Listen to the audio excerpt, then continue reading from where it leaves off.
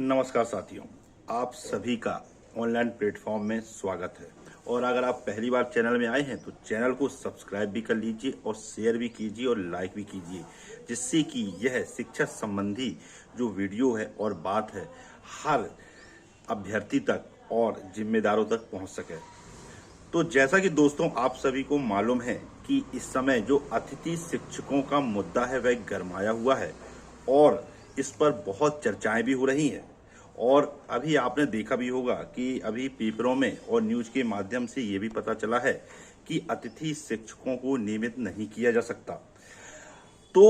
और मंत्री जी ने भी बोला है कि जो शासन के नियम हैं कि हम अपने जो हमारे अतिथि भाई बहन हैं उनको हम सीधी भर्ती में 25% का रिजर्वेशन देते हैं। तो देखिए, अतिथि शिक्षकों के साथ गलत तो हो रहा है क्योंकि पिछले लगभग 15 से 20 सालों से उनका शोषण किया जा रहा है, इसमें कोई दो राय नहीं है। लेकिन चलिए ठीक है, अब मंत्री जी की ही बात को अगर हम माने कि ठीक है, मंत्री जी आप बोल रहे हैं कि जो हमारे अतिथि भाई बहन हैं उनको 25% का आरक्षण हम सीधी भर्ती में देंगे। तो मंत्री जी, जब आप इतने नाम मात्र के पदों में सीधी भर्ती करते हैं तो हमारे कैसे अतिथि भाइयों को 25% में अधिक से अधिक सीटें मिलेंगी? तो आपको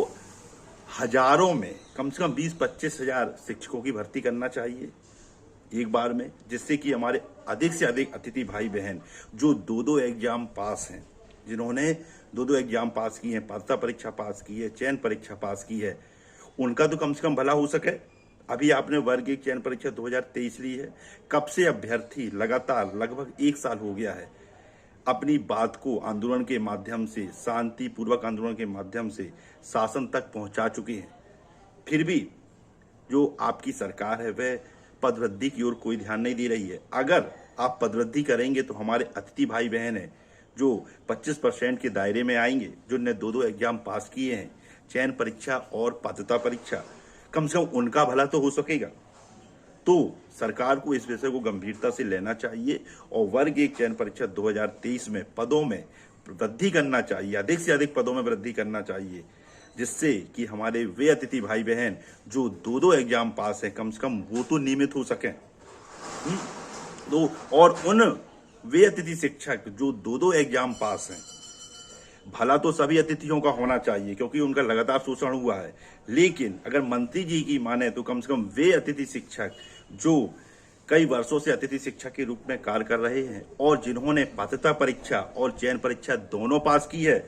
उन सबको एकजुट होकर मंत्री जी से मिलना चाहिए और अपनी मांग रखना चाहिए, या फिर आगामी जो आंदोलन शांतिपूर्वक जो अतिथि शिक्षकों का होने वाला है उस पे अपनी ये मांग रखना चाहिए और डेलीगेशन के साथ वहां पे जाना चाहिए कि मंत्री जी ठीक है, आप बोल रहे हैं 25%, तो हम दो एग्जाम पास हैं, हम वे अतिथि शिक्षक हैं जो दो एग्जाम पास हैं, तो आप पदों में वृद्धि कीजिए, जिससे कि हमारे वर्ग 1 चयन परीक्षा 2023 में पदों में वृद्धि कीजिए, जिससे कि हमारे अधिक से अधिक जो पात्रता परीक्षा और चयन परीक्षा पास अतिथि हैं वे कम से कम नियमित हो सके। इस बात को रखना चाहिए मंत्री जी के सामने। और हमारे वे अतिथि जो चयन परीक्षा पात्रता परीक्षा पास नहीं है उनके लिए भी कोई दिशा में प्रयास करना चाहिए, जिससे कि उनका भी कुछ भला हो सके और उनका भी जो भविष्य है वो सुरक्षित हो सके। तो इस चीज की प्रयास करना चाहिए। और आगामी जो वर्ग 2 की चयन परीक्षा होने वाली है उसमें भी अधिक से अधिक पदों में आपको सीधी भर्ती करना चाहिए, जिससे कि हमारे अधिक से अधिक जो अतिथि भाई बहन है वो उसमें 25% के दायरे में आके चयनित हो सके और नियमित हो सके। और मध्य प्रदेश की जो शिक्षा व्यवस्था है इस समय उसकी हालत बहुत ही खराब है, इसमें भी सरकार को चिंतन करना चाहिए और शिक्षकों की जहाँ पे स्कूलों में कमी है वहाँ पे भर्ती के माध्यम से, परीक्षाओं के माध्यम से अधिक संख्या में वर्ग 1, वर्ग 2, वर्ग 3 की पदों में वृद्धि करना चाहिए। तो अगर हमारे वे अतिथि भाई बहन वो सभी एकजुट हो जाइए जिन्होंने दो एग्जाम पास किए हैं, चयन परीक्षा और पात्रता परीक्षा पास की है, उनको अधिक से अधिक संख्या में एकजुट होकर मंत्री जी से इस बात के लिए मिलना चाहिए कि आप पदों में वृद्धि कीजिए, जिससे कि हमारे 25% में अधिक से अधिक जो हमारे अतिथि भाई बहन जिन्होंने दो एग्जाम पास किए हैं वो उसमें